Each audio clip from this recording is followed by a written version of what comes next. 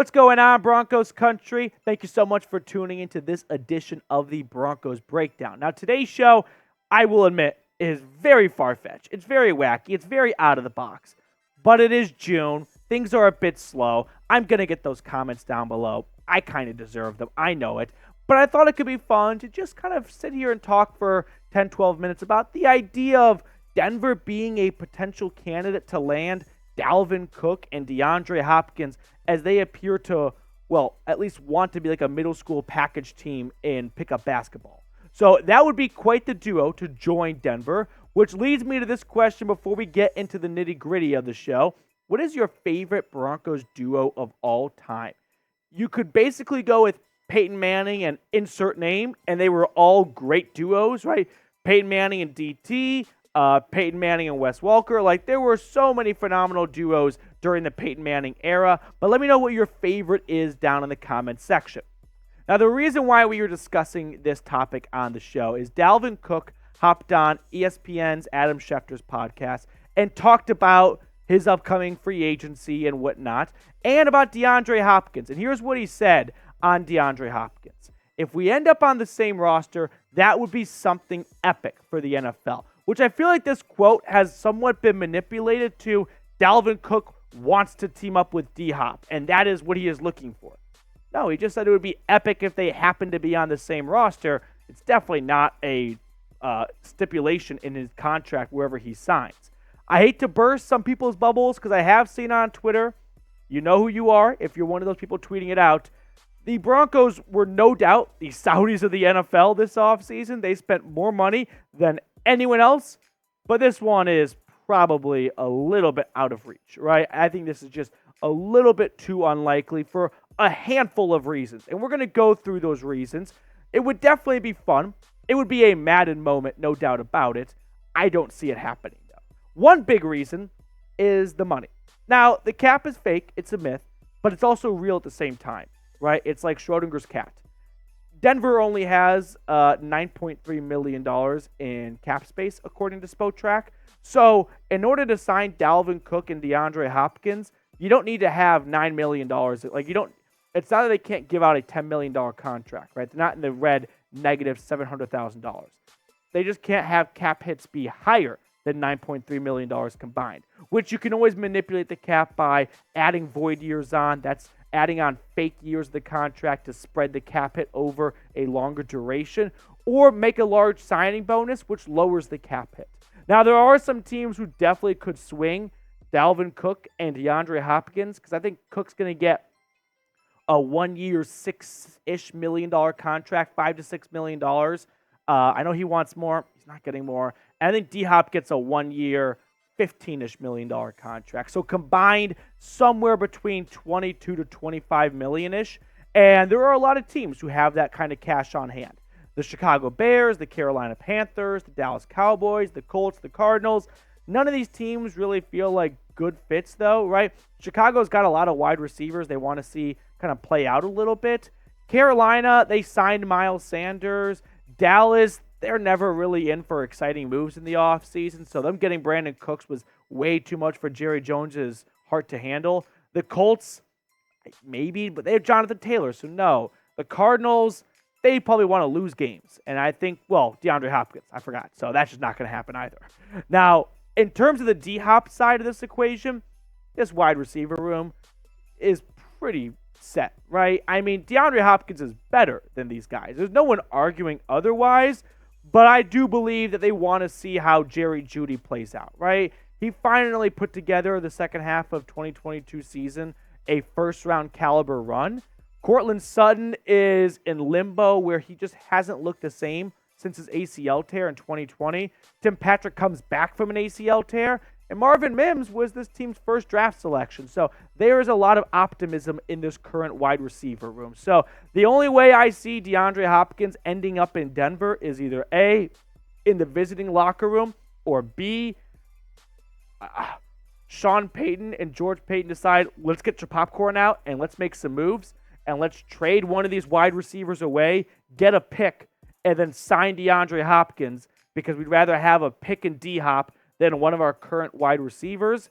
But that seems like a lot of shuffling, a lot of movement That's just not going to happen most likely. But we have seen George and Sean Payton make some blockbuster moves already together. And then, of course, George Payton trading for Russell Wilson. So you can't quite rule them out for any big move, but this one seems just too rich for them. Now, the Dalvin Cook as a separate piece, right? Not packaged together with DeAndre Hopkins. That seems plausible. I wouldn't be shocked if Dalvin Cook is a Denver Bronco. I don't think anyone will be blown away. Doesn't seem like it's in the cards right now, but doesn't mean that things can't change. And we're going to talk more about that in just a brief moment. But we have a great deal still going on over at Fanatics where you don't just get one shirt, you get two shirts, and they're on sale. So you're basically losing money if you do not get this two-shirt combo by going to chatsports.com/Broncos combo. That link's in the comments and the description of today's video, so check it out before the deal runs out. Now, Dalvin Cook also had this to say on Schefter's podcast, saying, if I walk into a situation, it's going to be a situation where I can help somebody go take that next step of trying to go get that Lombardi Trophy. That's all I've got my mind on. The money part is going to come. That's my agent part. Me, Dalvin Cook, I'm looking for somebody that's ready to go win. I can be the piece to go help somebody turn the page and go win and and go get a Lombardi Trophy. That's all I want. I want to hold that trophy up, kiss it one time. That's all I'm looking for right now.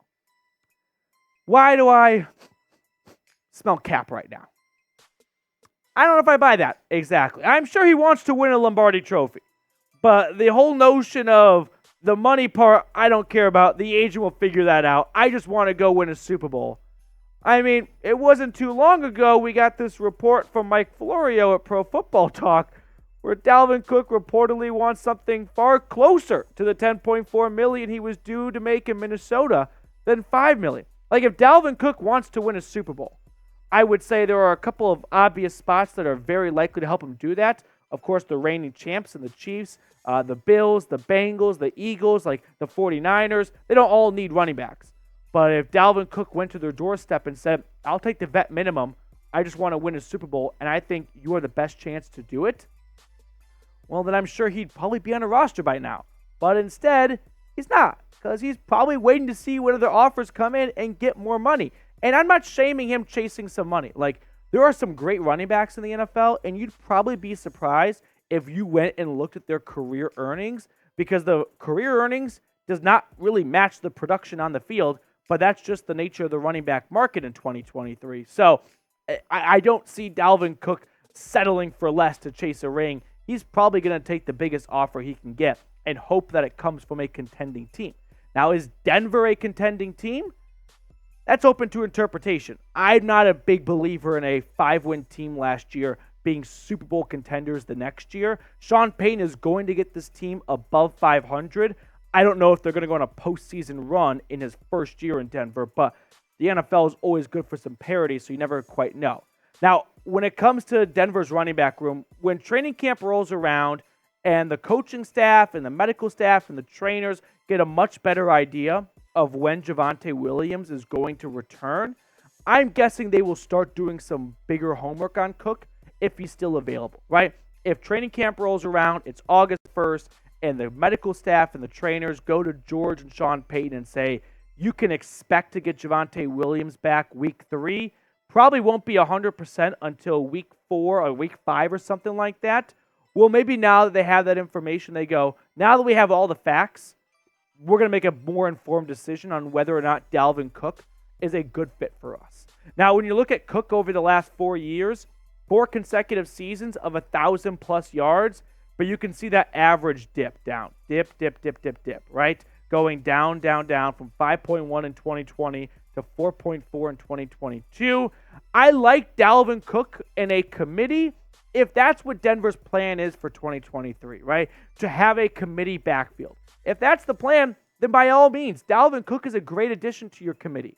If you want to sign Dalvin Cook to be your lead horse, your lead bell cow back and give him 250 carries, probably not a good idea, because we just saw that last year in Minnesota and he led the league in rushes for 1 yard or less. So for that reason, I'll be out.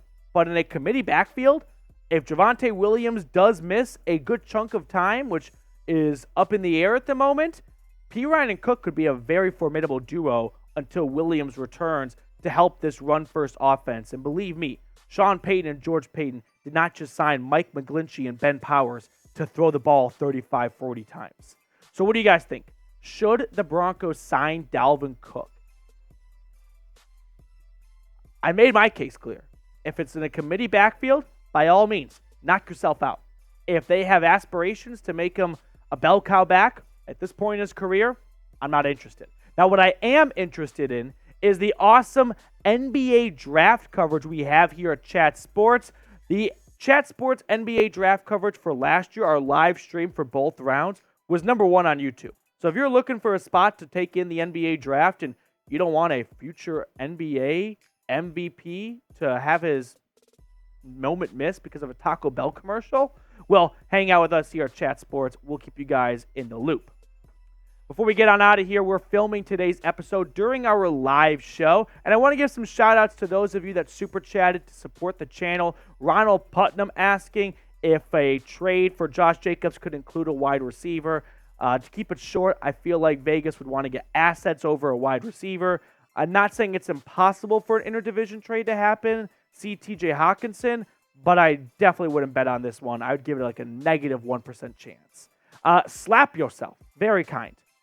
I don't know if you already answered this, but do you think the pressure is on Payton and the Broncos to have a winning season after the Nuggets won their title? Sean Payton definitely did not hide away from the fact that that championship buzz in the city right now from the Avs to the Nuggets is contagious, and they want to be next. And if it's between them and the Rockies, they definitely had the leg up. And that's not saying a whole lot, but I do believe Sean Payton has some pressure to win, not so much because of the Nuggets, right? Walton Penner didn't hire him in February because the Nuggets were really good. They gave him a lot of money because they did not just buy the Denver Broncos for billions and billions and billions of dollars to continue to be a losing team. So that's where the pressure is. I don't think the Nuggets are really, towering over his shoulder or anything like that. Make sure to subscribe if you enjoyed today's show and you're looking for a go-to Broncos YouTube channel. We are your home. Thank you guys so much for tuning in. We'll see everyone later.